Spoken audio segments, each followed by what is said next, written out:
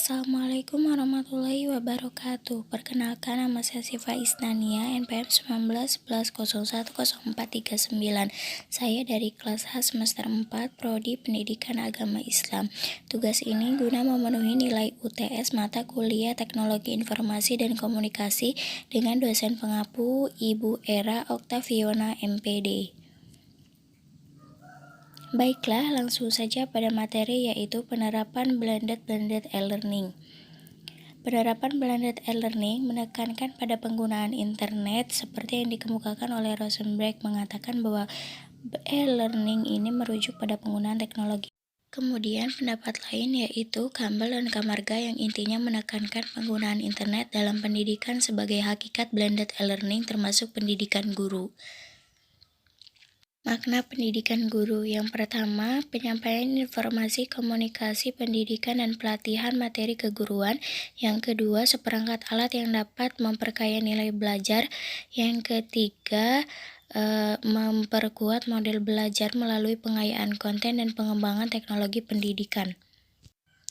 Menurut Hoghey mengatakan bahwa pengembangan blended e-learning terdapat 3 kemungkinan dalam pengembangan sistem pembelajaran berbasis internet, yaitu yang pertama web course, yaitu penggunaan internet untuk keperluan pendidikan yang mana peserta didik dan pengajar terpisah dan tidak adanya tatap muka. Kedua, web-centric course, yaitu penggunaan internet yang memadukan antara belajar jarak jauh dan tatap muka. Nah, dalam tatap muka, pengajar dan siswa lebih banyak diskusi tentang materi yang dipelajari melalui internet. Sedangkan untuk penugasan konseptual dan lainnya menggunakan blended e-learning dengan sistem jarak jauh. 3. Web-enhanced course, yaitu pemanfaatan internet untuk menunjang peningkatan kualitas pembelajaran yang dilakukan di kelas. Peran pengajar dalam hal ini dituntut untuk menguasai teknik mencari informasi di internet, membimbing dan menemukan situs yang relevan, menyajikan materi melalui web yang menarik. Selain 3 model tadi, ada juga level yang dapat mengembangkan model pengembangan dalam pendidikan. Yang pertama itu ada level information, yaitu bahan-bahan pembelajaran tidak terlalu banyak disajikan melalui ICT, tetapi terbatas pada bahan yang sifatnya informasi. Nah, yang kedua ada level supplemental, yaitu mulai memasukkan bahan-bahan perkuliahan atau pembelajaran, namun sifatnya itu masih terbatas, hanya menyajikan pokok-pokoknya saja. Misalnya pembelajaran bagi guru disajikan melalui presentasi PowerPoint, Acrobat Reader, dan file HTML yang sudah ditempatkan di web untuk diakses dan direview oleh para guru. Yang ketiga yaitu esensial. Nah, dalam level ini, hampir semua materi pembelajaran disediakan dalam web. Level yang keempat yaitu komunal. Pada level ini mengkombinasikan pola tatap muka di kelas atau penggunaan web secara online. Pada pola ini juga dituntut kemandirian dari para guru itu sendiri untuk mencari dan mengembangkan bahan belajarnya secara mandiri, materi-materi pelajaran yang dikuasainya, maupun materi tentang kependidikan. Level yang kelima yaitu imersif. Nah, pada level ini pembelajarannya itu dilaksanakan secara virtual. Nah, seluruh isi materi pembelajarannya disajikan secara online. Level ini juga memandang pembelajaran mulai dari perekrutan, proses pembelajaran, sistem evaluasi, dan kelulusan dilangsungkan secara virtual. Penggunaan ICT juga dalam pendidikan guru ini menekankan pada penggunaan internet untuk pembelajaran online. Manfaatan ICT melalui sistem pendidikan jarak jauh juga memiliki manfaat, yaitu yang pertama, tersedianya fasilitas e-moderating di mana guru dan penyelenggara pendidikan dapat berkomunikasi secara mudah. Yang kedua, guru dapat menggunakan bahan ajar atau petunjuk belajar yang terstruktur dan terjadwal melalui internet. Yang ketiga, guru dapat belajar atau mereview bahan ajar setiap saat dan di mana saja kalau diperlukan, mengingat bahan ajar tersimpan di dalam komputer. Yang keempat, peran guru dapat melakukan diskusi melalui internet yang dapat diikuti dengan jumlah peserta yang banyak. Yang kelima, peran guru dituntut untuk menjadi lebih aktif. Dan yang keenam, relatif lebih efisien. Misalnya, bagi mereka yang tinggal jauh dari perguruan tinggi atau sekolah konvensional. Ada 3 hal dampak positif dalam penggunaan internet dalam pendidikan. Yang pertama, peserta didik dapat dengan mudah mengambil mata kuliah. Yang kedua, peserta didik dapat dengan mudah belajar pada para ahli di bidang yang diminatinya. Yang ketiga, kuliah atau belajar dapat dengan mudah diambil di berbagai penjuru dunia tanpa bergantung pada universitas atau sekolah tempat mahasiswa belajar. Selanjutnya, ada prosedur blended learning dalam pembelajaran. Model blended e-learning ini merupakan kombinasi dari beberapa pendekatan pembelajaran, yaitu pembelajaran konvensional berupa tatap muka dan e-learning yang berbasis internet. Dengan adanya model blended e-learning ini dapat membantu mahasiswa yang sebagian besar adalah orang tua yang baru menemui proses pembelajaran dengan e-learning atau menggunakan teknologi informasi dan komunikasi. Namun, pada proses e-learning, sebagian besar masih mengalami hambatan dalam pelaksanaannya. Nah, jalan keluarnya yaitu dengan menghadapi hambatan tersebut melalui mengkombinasikan dengan proses perkuliahan tatap muka. Selain itu, pada tutorial atau bimbingan dalam bentuk tatap muka dan tutorial online, dalam proses pembelajaran jarak jauh, model blended e-learning, seorang tutor atau dosen jika dalam perkuliahan bertugas sebagai motivator. Harjo mengemukakan bahwa tutor dalam pelaksanaan tugasnya memiliki peran yang meliputi yang pertama yaitu sebagai motivator, yang kedua sebagai fasilitator, yang ketiga sebagai pembimbingan, yang keempat sebagai evaluator, yang kelima pengembangan materi pelajaran, yang keenam pengolahan proses belajar mengajar, yang ketujuh yaitu agen pembaruan.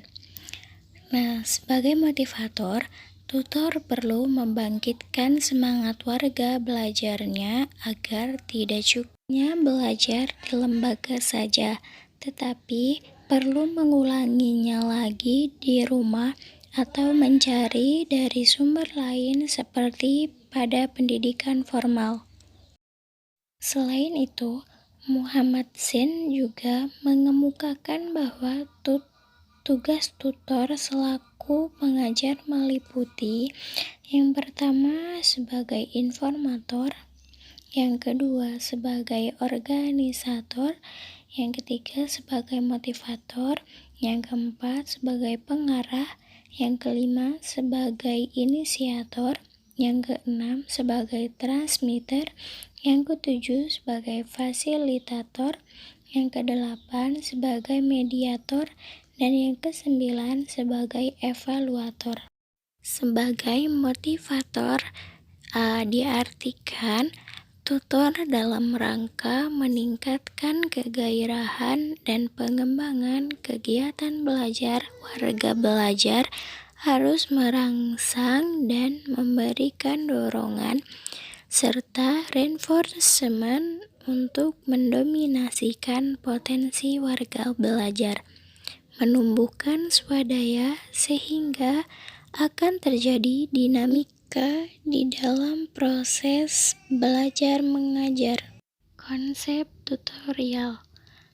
Pengertian tutorial itu sendiri yaitu tutorial adalah suatu proses pemberian bantuan dan bimbingan belajar dari seseorang kepada orang lain, baik secara perorangan maupun kelompok. Nah, di dalam konsep ini, tutorial merupakan layanan belajar yang memungkinkan terjadinya proses pembelajaran dengan karakteristik yang berbeda, seperti dosen yang berfungsi sebagai fasilitator kegiatan belajar, bukan sebagai pengajar. Lain halnya dengan seorang mahasiswa. Tugas mahasiswa pada saat tutorial bukan hanya datang ke tempat tutorial untuk mendengarkan penjelasan dosen, melainkan mengkaji materi yang akan dibahas dan membawa masalah yang ditemukan. Oleh karenanya, mahasiswa tidak datang dengan kepala kosong. Selanjutnya, ada perbedaan tutorial dengan pembelajaran tatap muka. Yang pertama, di dalam tutorial, interaksi tatap muka antara tutor dan mahasiswa terbatas. Sedangkan pembelajaran tatap muka, interaksi tatap muka antara dosen sebagai pengajar dan mahasiswa lebih luas.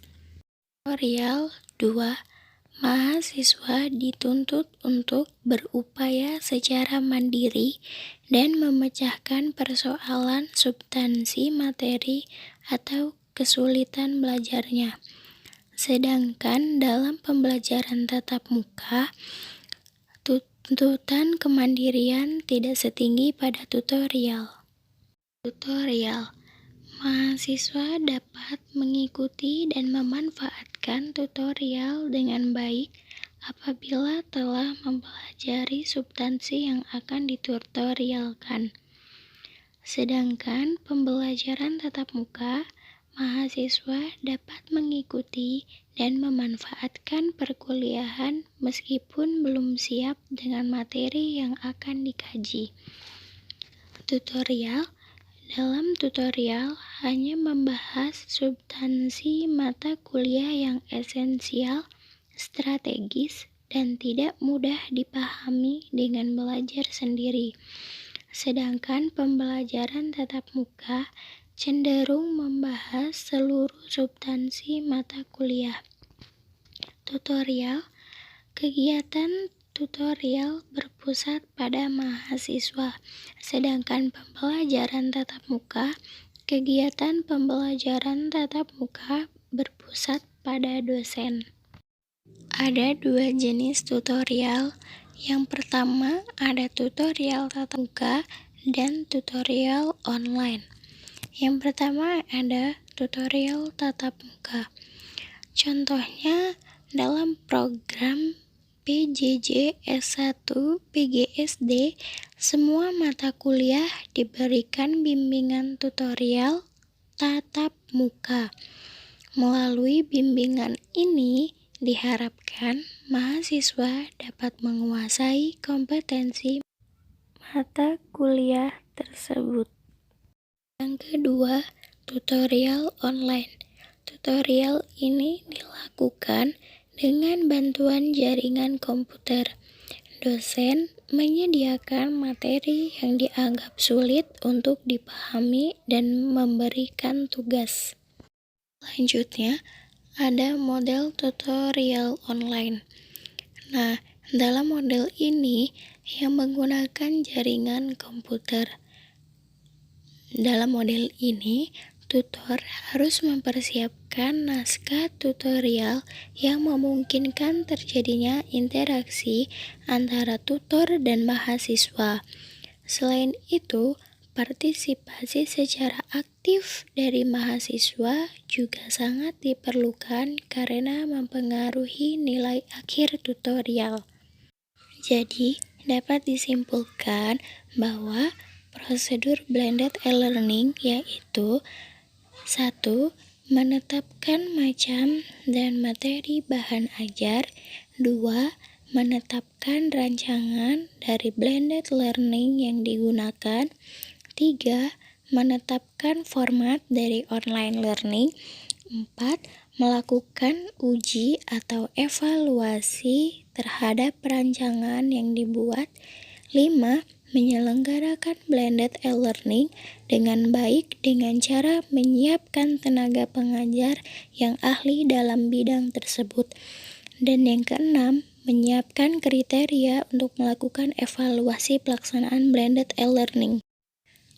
Cukup sekian video ini. Saya akhiri. Wassalamualaikum warahmatullahi wabarakatuh.